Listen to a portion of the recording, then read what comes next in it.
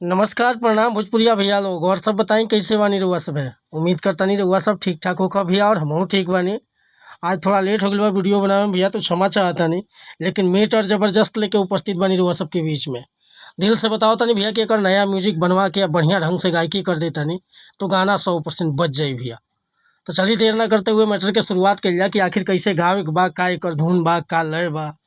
लेकिन video start करे से पहले भैया एगो बात बतावल चाहब कि रउआ अगर नया सिंगर बानी, सिंगिंग में इंटरेस्ट बा, अच्छा मैटर के तलाश में भटकतानी, सही ढंग के गीत नहीं खे मिलत, बढ़िया तुकबंदी नहीं खे मिलत, चाहे मन पसंद के मीटर नहीं खे मिलत, तो भैया अगर हमारा चैनल पर आ गए बानी तो एकदम निश्चिंत रही, निराश भइला की जरूरत नहीं है।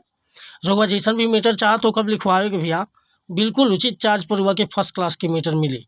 काहे कि हम हर तरह के गीत लिखेनी, हिंदी में भी, भोजपुरी में भी, ट्रैक पर भी और नया सॉन्ग भी। कौनो प्रकार के मैटर लिखवाओ होके, sad song, love song, orchestra song, धोबी गीत, पूर्वी गीत, रंगदारी गीत, सीजनली कोनो प्रकार के मैटर, तब बेहिचक रुआ कॉल या व्हाट्सअप कर सकीला। डिस्क्रिप्शन में हमारा नंबर बा।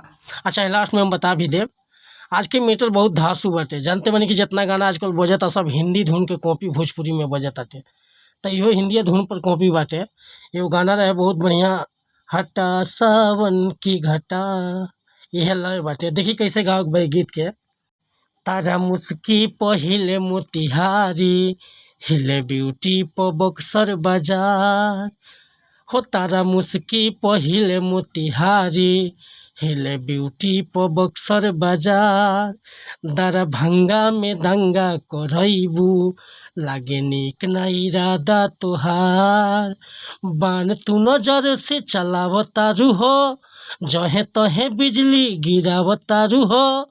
कैले बारू जियल मुश्किल, बताओ देबू के करा के दिल, बताओ देबू के करा के दिल हो। तारा मुस्की पहिले मोतिहारी, हिले ब्यूटी प बक्सर बाजार।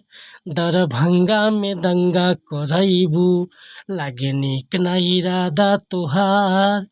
बान तू नजर से चलावतारू हो, जहे तहे बिजली गिरावतारू हो। कैले बारू जियल मुश्किल, बताव देबू के करा के दिल, बताव देबू के करा के दिल।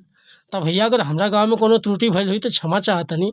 रउआ एकरा के उठा के और ऊपर से गा सकतनी, और म्यूजिक बढ़िया मिल जाता, बढ़िया से गा देतनी, तो हर ऑर्केस्ट्रा हर डीजे पर बजी गाना।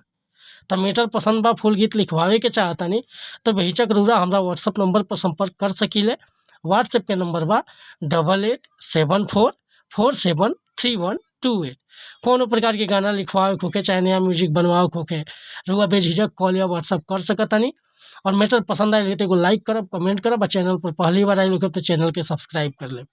मिलता नहीं फिर से अगला वीडियो में कुछ नया गाना के साथ, तब तक के लिए अनुमति चाहता नहीं। नमस्कार प्रणाम धन्यवाद भैया। जय हिंद, जय भारत, जय भोजपुरी समाज।